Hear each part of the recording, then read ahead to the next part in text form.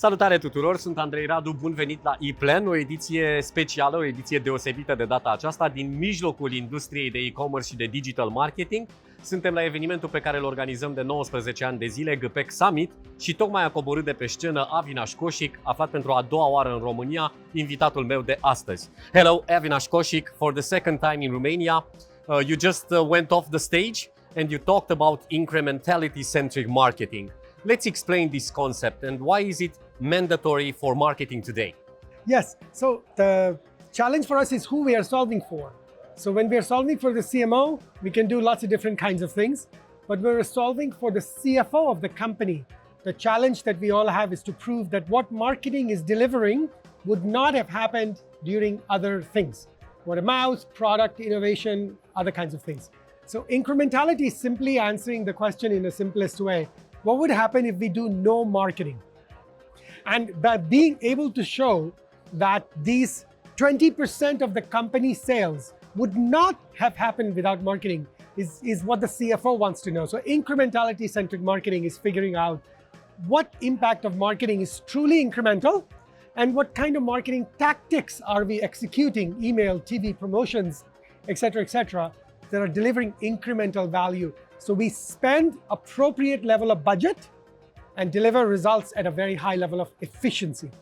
Okay, so basically it's all about analyzing the results of marketing and trying to find, the proper channel in which we should invest, right?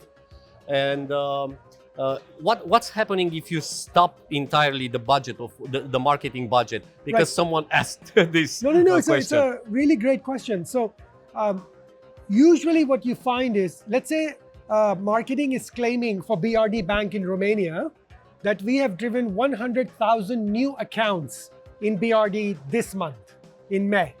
That's great. Now the CFO will say, if I spend no money on marketing, would I not have gotten 100,000 new BRD customers?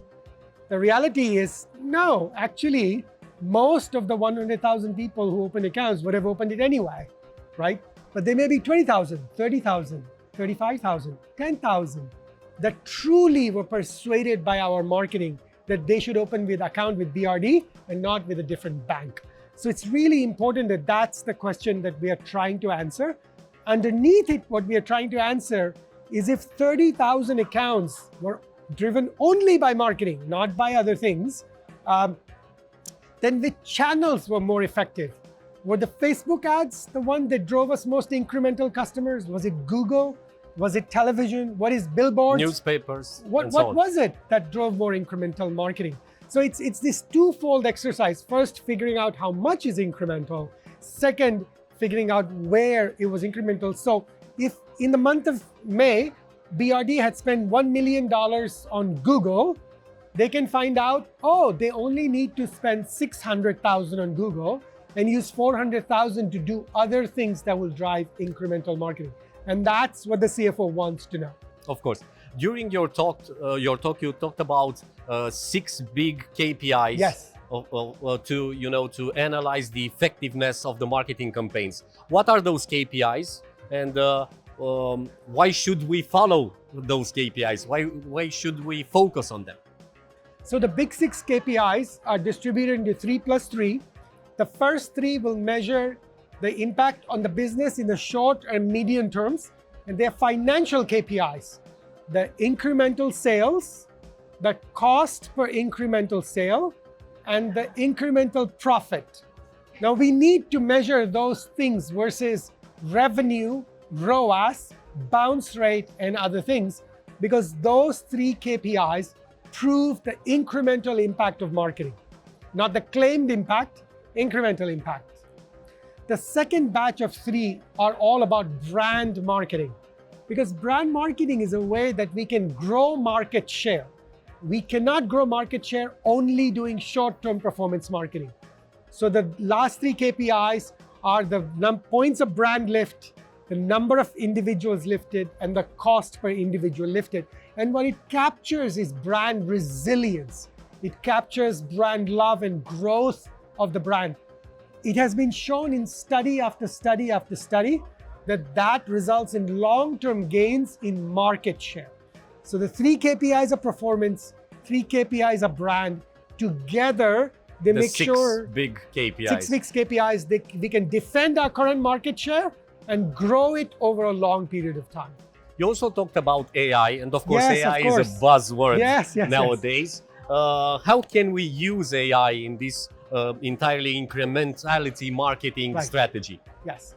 Actually, you had a really great question at the end about what do we do about user privacy?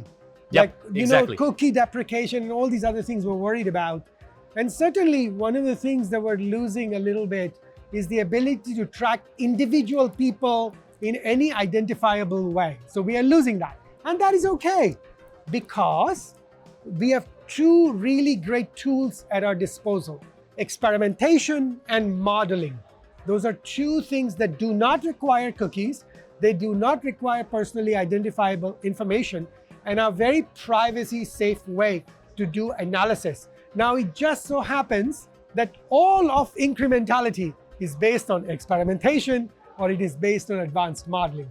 And modeling is a place where AI is playing a very active role in being able to use sophisticated algorithms like Vertex AI, XGBoost, AWS Lambda, Bayesian belief networks. All these AI algorithms are allowing us to analyze data in a way that was never possible before. Large amounts of data with high levels of intelligence.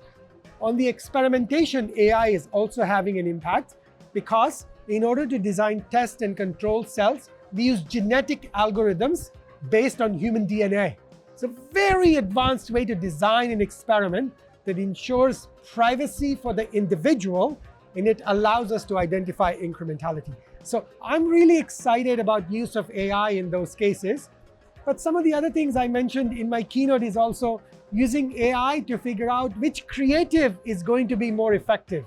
Whether it's an ad on television, a video ad on Facebook, or billboards that are all over Bucharest.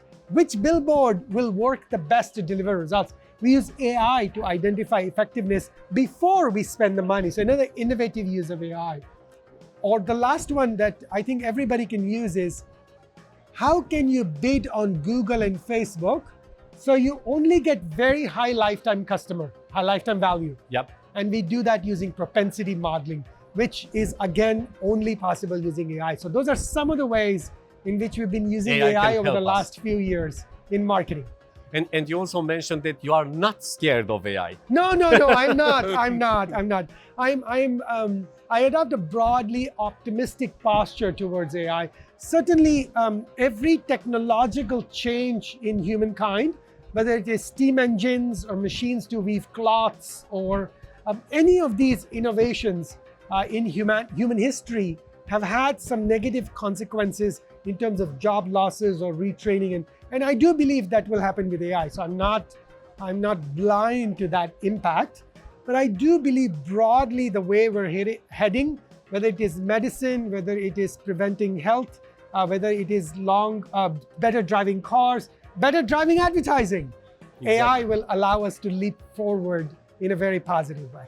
Okay, we also had in our app a lot of good questions that were unanswered, so I'm picking some of them. Yes. Customer journeys nowadays are non-linear. Does incrementality reconcile with marketing ecosystems where single channel attribution is an oversimplification? 100%. So in my keynote, I spoke about 3 levels of incrementality. The first level is channel silo incrementality. It does not take into account the consumer journey. It only understands what is happening at a single channel. But it is free, it is fast, so we start answering incrementality at level 1. Then we move to level 2. Oh, what is happening in terms of the consumer journey across digital, across offline, across Google and YouTube? Now you're beginning to use consumer journey to understand incrementality, and that's level 2. Level 3 is portfolio incrementality. It 100% takes into account the consumer journey and makes sure that the marketing we deliver across multiple channels is adapted for the consumer journey and still measuring incremental results. So in those 3 levels, we get closer and closer to the holistic impact of the consumer journey. Okay, another one. How do you find the balance between short-term optimization based on channel silo incrementality and long-term actions driven by marketing portfolio incrementality. So it's three different things you have to think about. Portfolio incrementality is very good at going to the CFO and asking for the budget that you would like and understand what the incremental results of that outcome will be. The first three of our big 6 KPIs. That's what we use portfolio incrementality. Now, when it comes to allocating the budget across channels, we will use cross-stack incrementality, level 2. And that's when we use that. And then exactly how to optimize every campaign in flight. We're spending money right now. How do we optimize it every week? We use channel silo incrementality for that. So 3 different approaches for 3 different answers. We use it every week. We use it every month. We use it every quarter. And it's the level at which you answer the question. So portfolio incrementality will not tell you how to optimize your Facebook campaign. That's not the point. Channel silo incrementality will do that. Okay, and another one, even if incrementality is not high from branded paid, shouldn't we still keep it in order to bring that high value into Google Ads platform to increase performance overall? 100%. No, 100%. Because you have to understand 2 things. One is, did I bring an incremental conversion? And did I bring the incremental conversion at a point that I'm making profit? So today, you may be saying, Google delivered 100,000 conversions at a cost of $10. Now that seems really good, but that is fake. The 100,000 is fake, the $10 is underestimating it. When we measure conversions, it may turn out only 50,000 are incremental, and it cost you $15, not 10. But that is real. As long as you are making money on $15 of cost, there is profit, you should use incrementality. If it turns out for the actually incremental conversions, $15 is not the right amount, you're not making profit, figure out how to be more efficient. But remember, the other 50,000, they would come anyway. You're going to get them anyway. So that mindset we have to bring to balance effectiveness and efficiency, incremental sale and cost per incremental sale. Use those 2 levers to prove to the CFO that they cannot live without you. Okay, and one last thing. Of course. An advice for digital marketers for this year, something they should focus on, in your opinion. Yes. So I would give 2 pieces of advice.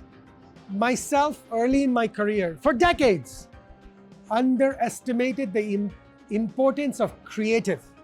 The actual display ad we create, the actual video ad we create, the actual television ad, the ads on the billboards. There's a lot of ads for Volvo around Bucharest. I saw them everywhere. It's not a very good ad, right? How can you as a marketer figure out that that's not a very good ad? So investing in creative pre-testing is really important. And I spoke about how we can use AI for that. Whatever method you use, creative pre-testing is a very important thing to focus on this year because it is responsible for 65% of the success. Not day partying, geotagging, all this other crap we do. Creative. So number 1 is creative.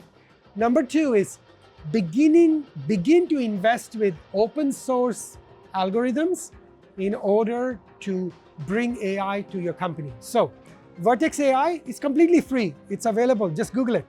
XGBoost, completely free. AWS Lambda, completely cheap, not free. Completely cheap. AWS wants money. But classification decision trees, free. Whatever your level of maturity is at a company, start by using these openly available algorithms and apply them to your analysis to get better insights. So if you can solve for the 65% factor, the creative this year, it will transform your success.